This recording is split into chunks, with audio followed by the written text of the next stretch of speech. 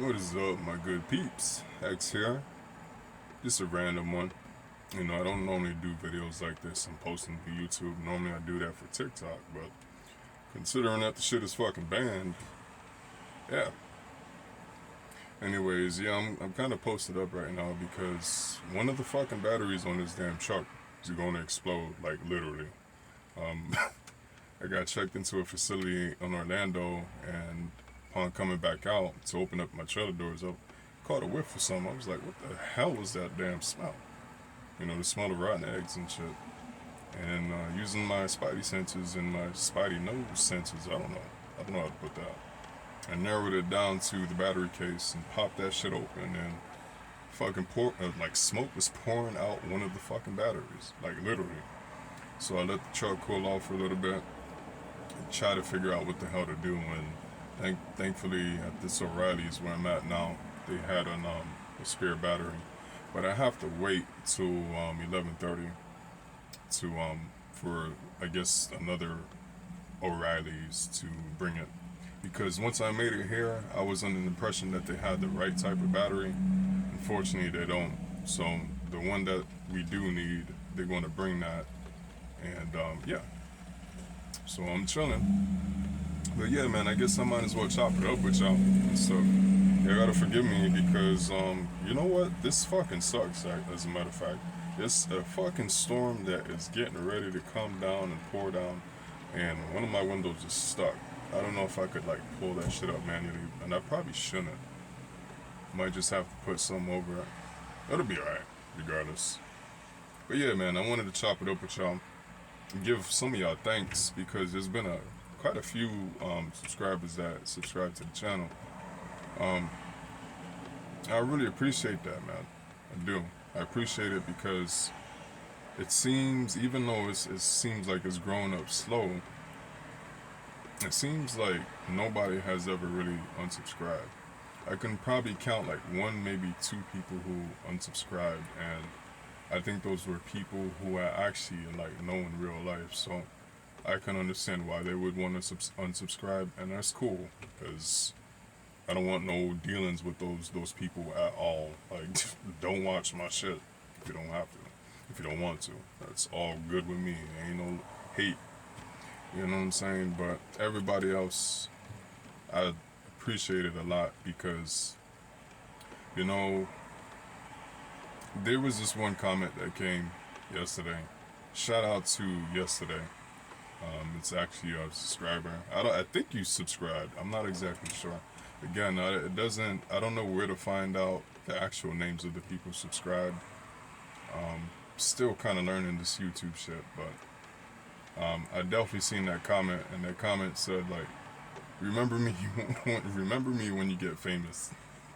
I was like, that shit hit me hard because even though I know it was both lighthearted, I was seeing it lighthearted. Kind of meant something, because like, again, I'm not doing this shit to become famous. I'm doing this because of the main reason why I even really got into YouTube in the first place.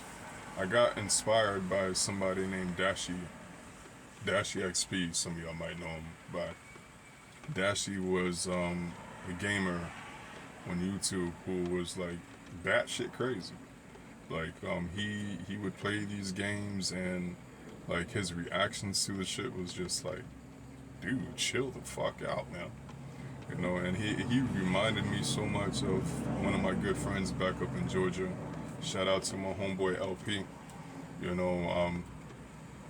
Some of my friends who actually watch me on YouTube know who exactly I'm talking about. And if y'all do not know Dashi XP, look him up now and see how he relates to LP. Y'all see what the fuck I'm talking about. But yeah, that's why that man initially stood out to me. But I latched on to him because, like, not only his reactions were funny, but it seemed like he was being authentic and genuine.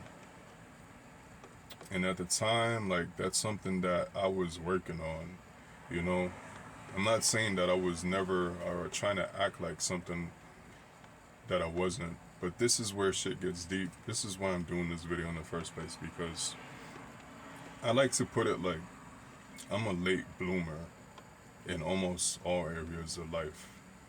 A lot of people who remember me from, let's say, back in 2012, 2015, like something changed 2017, and it's been changing hard ever since, you know.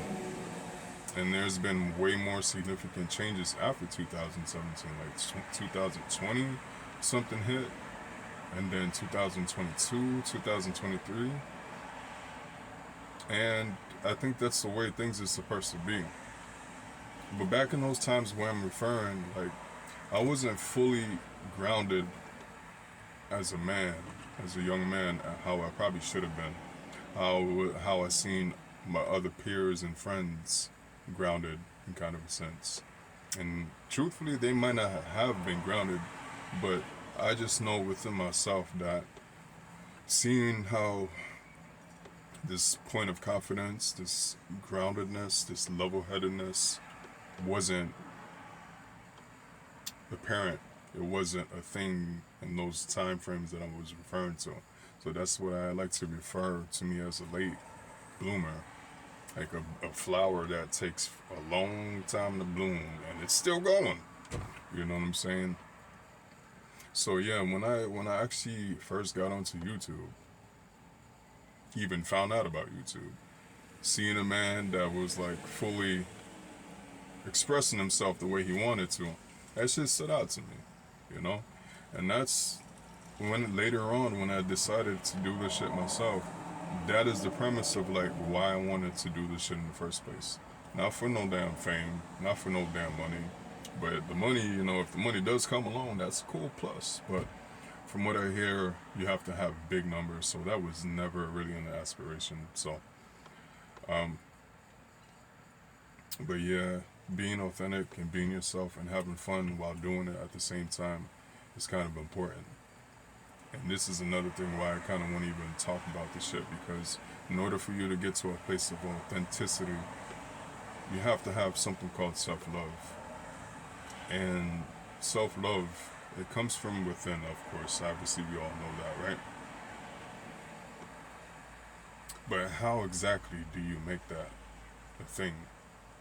You know, because I'm going to tell y'all right now, there's a lot of people in my life, even some people who I would consider friends,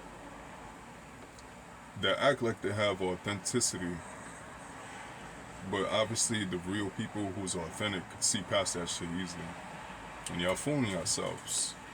You know what I'm saying? Like, I don't know why people go through life trying to act like something that they're not embracing who they actually are. You know what I'm saying? And thinking that people will, like, buy it. You know, it's some weird shit, man. But I understand it at the same time, because, like, this world, you can get lost. You can get envious. You can start wanting what other people have and stuff, and a lot of shit can go left with that. Right? But yeah, to get the self-love, there's some work involved. And a lot of people, from what I hear, have what's called traumas, right? It's normally seems to start from childhood. It's sad. It is. But this is going to get deep. Y'all need to follow me on this. I hate to say it, but, and y'all don't have to agree, but everybody's dealt cards in life that they need to come to terms with, right? If something happened in life, obviously it happened, and there's no going back in time and changing that. So the best thing to do, especially if that's something like hurtful that happened to you, you don't need a rush to get past it, but you need to obviously resolve that within inside yourself. So that's like the first thing. But the second thing is programming. I spoke of this on my TikTok. And unfortunately, yeah, it's kind of banned right now, so I can't really show y'all or, you know, take too much from it. But of course, you know, everything I said in there, I still have that in memory. But it's like this the inner child, you know what I'm saying? We lose touch of that.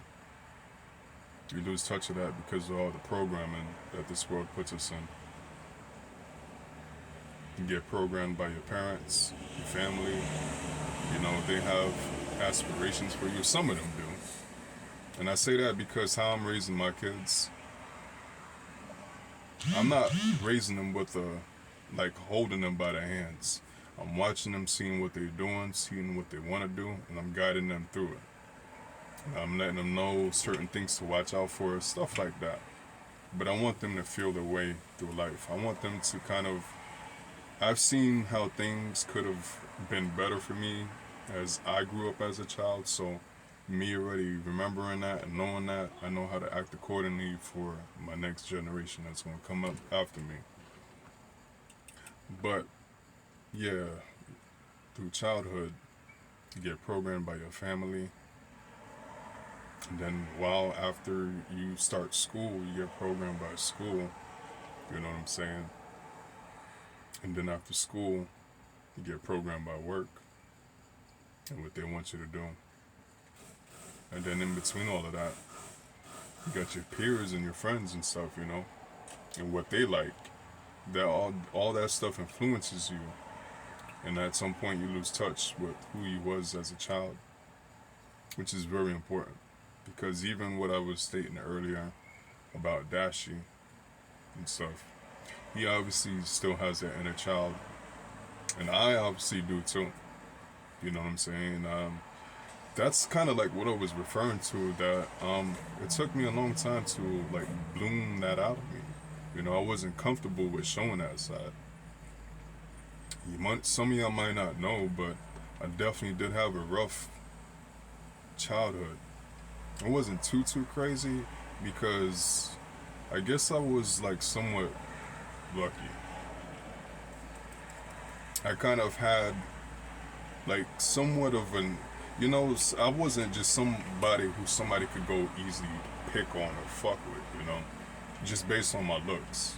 And of course I had a physique, you know what I'm saying, that kind of looked like I was about business, considering my age and everything. But even more than that, I had like a gang of friends that every day we'd be like 20 deep, like literally 20 deep, chilling, doing whatever, doing shit that we should not be doing, but you know what I'm saying, back in those times when we was younger, yeah.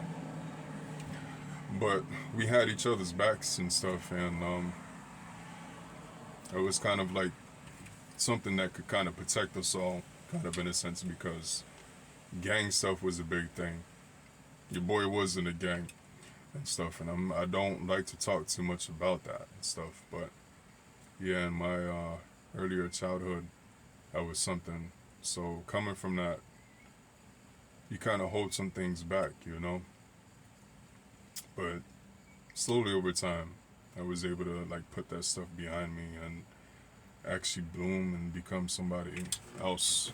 So I just told y'all like a form of programming that I had. You know what I'm saying? But yeah, man, got to get back in touch with that inner child, that person you was before all this programming got done. Because if you lose sight of that,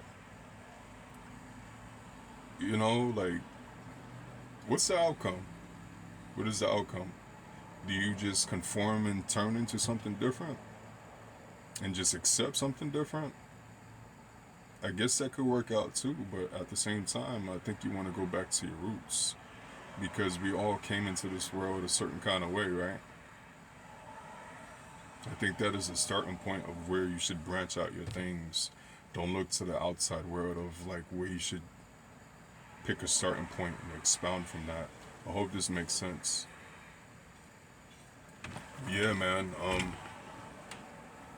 This is an interesting video. I think I'm gonna make this my intro thing. I tried to do an intro video the other day, and considering how I fucking go all over the place, which I probably am doing now, you know, like I didn't think it was like the best thing to do, but I don't know. I think I'm gonna keep this one going. But yeah, you know what, guys? I want to tell y'all something too. I don't want to keep this too long since I guess I'm gonna make it the intro video. I want to keep a long ass intro video on my channel. I don't know. I don't fucking know. Boom.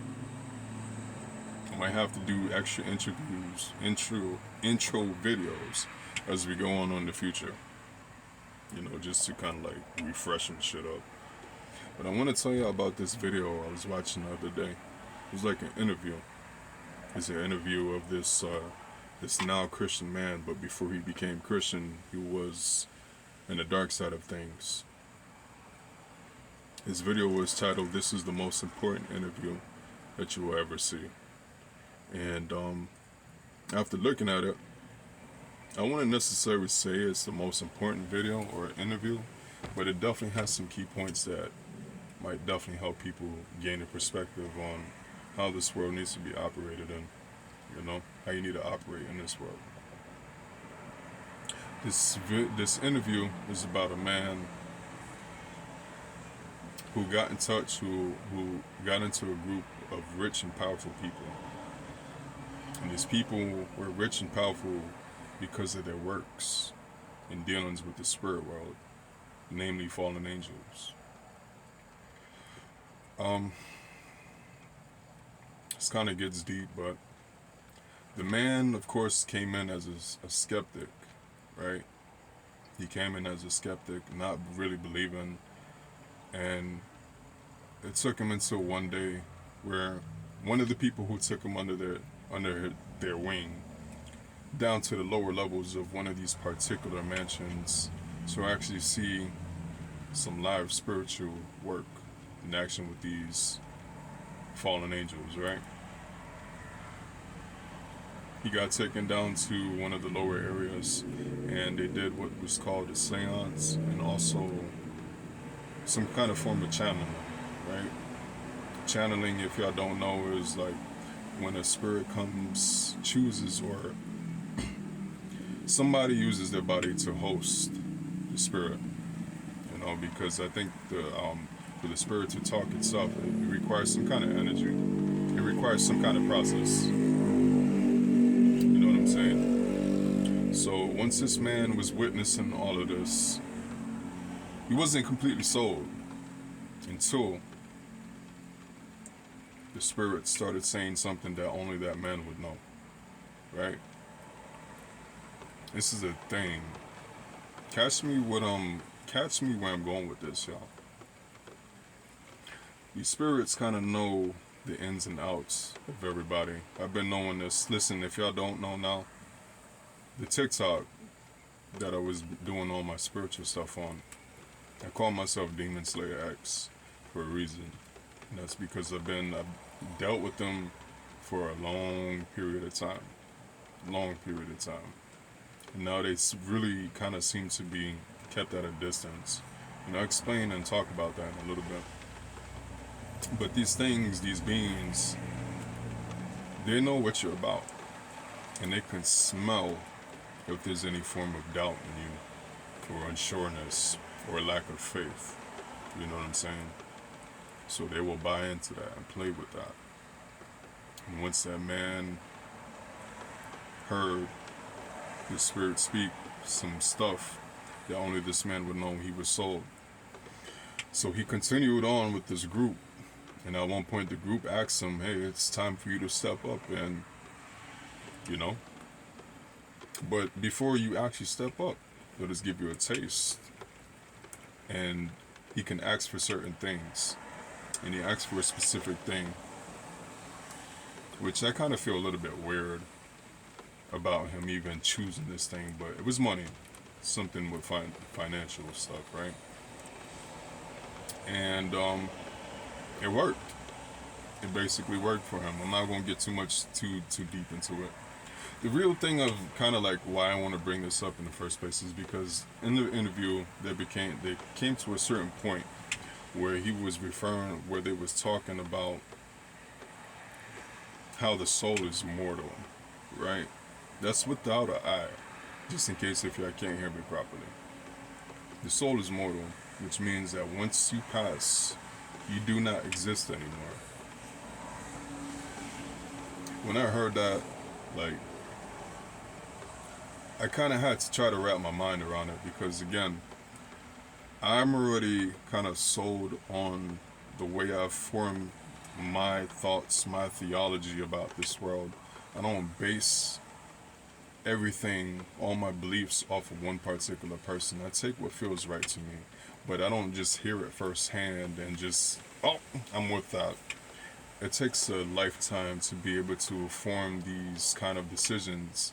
You know what I'm saying? So I'm kind of lucky in my aspect because of the path I chose and path I went down. But to consider that, like to be in two worlds at one time, to hold on to to still remember and hold on to my beliefs, but consider the possibility of no life after death. It's kind of a hard thing to wrap your mind around, ain't it? It's kind of hard for a couple different reasons. Namely, I'll be honest with y'all, for me, there's this thing. I guess kind of like when it comes to financials again. I've been working a long time, a very, very long time. A lot of people have. But we've been working to get somewhere. It's not like we're comfortable with this whole cycle. We're trying to get to a comfortable place in life where we don't have to work so hard, right? And we can never really seem to do that. Because as time goes on, there's so many other things that like pop up that we need to take care of. And there's life changes and whatnot, all kinds of shit. Right? But yeah, so considering the fact that there's other people who have way more financial freedom, that's something that would be nice. You know what I'm saying? It'd be nice. And to consider that you possibly might not get to that point before you actually pass. And then if you get to that, like if you pass, like you'll never have that chance again. It's something hard to wrap your mind around, ain't it? Not saying that I do, again. I'm just, because I know there's a lot of people out there that probably think along the lines of this. That think along the lines of that, there's nothing to look forward after life. That's why some of y'all go so hard out in this life. And at some point, in some kind of way, I commend y'all on that. Because that's your beliefs. Who am I to say or go against, your beliefs on that? Regardless of what I think. You know what I mean? But yeah, for me personally to to believe that, like, it's hard, man. It can't. And to go even more deeper, think about the other people in other countries and just who like, they can't even afford bread. Those people. So again, it comes to this point where we all have to accept these cards that's been dealt with us in life. Otherwise, we'll drive ourselves crazy. Elon Musk gave some kind of speech some time ago. I kind of gave and proposed a very, very, very good question, which goes along with why I kind of bring up this whole interview and this whole thing with mortality. What if we have everything given to us? What if we did not have to work for the things that we work for? You know what I'm saying? Would life be as fulfilling? You know what I'm saying? That's a question that everybody needs to ask themselves. I don't think it would. I think everything would be kind of like bland and shit. I could be wrong, I think everybody could still have this form of creativity, but how would you apply it if everything was already given to everybody? You know what I'm saying? I don't know how that would work. And I'm probably being kind of vague with how I'm thinking about this. But yeah, it's an interesting question. But to bring that same context with this interview and this mortality type of thing, what is the point of life? You know what I'm saying? Wouldn't there be a deeper point of life if mortality was not a thing or was a thing? You know what I'm saying? Like, if mortality is really a thing, what would be the point of life? Is it really all for nothing? Again, that's kind of hard to wrap your mind around, ain't it? Thank God I don't believe along the lines of that, but just trying to wrap my mind around it, it's kind of hard. It really is. And even more, these supposed fallen angels got the asses kicked, apparently, right? In the heavens. And they fell down here. And the next interest as to what to do is to like fuck with humankind, run humankind.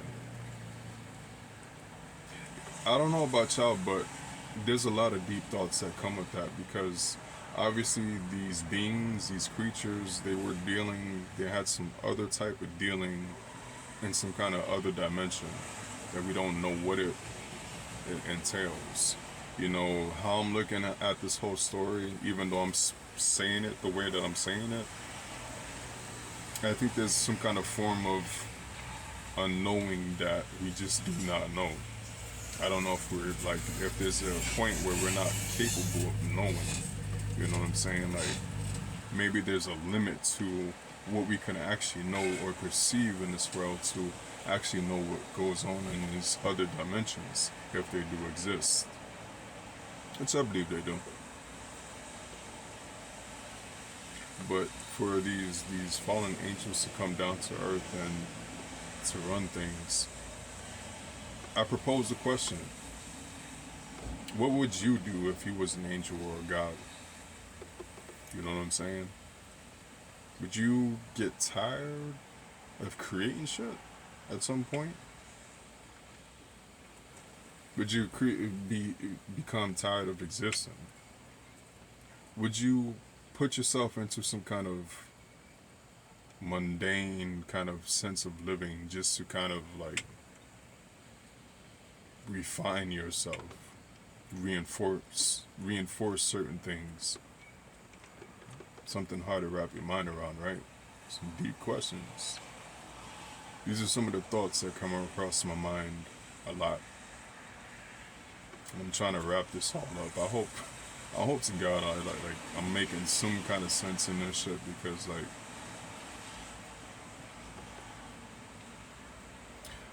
y'all might not be able to see the deepness in this particular channel and stuff, but yeah, I'm trying to find a way in how to incorporate that.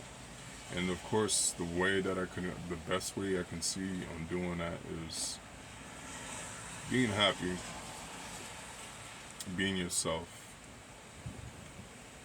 being the best version of yourself as you can, as much as you can, and being a good person to others, putting other people's feelings before your own, but with balance, of course, because a lot of people would call it selfish, but you can't take care of yourself or other people if you don't take care of yourself, right? That's not love. So don't get that shit misconstrued. But wow. How long has it been? It's almost 30 minutes. I think I need to wrap this shit up, man. I do. You know, like, y'all are witnessing, obviously, X having a conversation with his higher self. You know what I'm saying? I'm proposing this and it's like I'm talking to y'all, but these are the questions I would have on my own time, you know, when I'm in my alone time and not having to deal with situations like this. But I'm in that same situation, I guess. I don't know how else to put it. Shout out to y'all who made it all the way through and listened. I hope this kind of opens up your mind. We obviously got nowhere with it, you know, but it does open up your mind, right? Makes y'all think about shit. That's the whole point. That's the whole point. I love y'all. Stay tuned for other shit. And yeah, man, take care of yourselves. And I will catch y'all soon.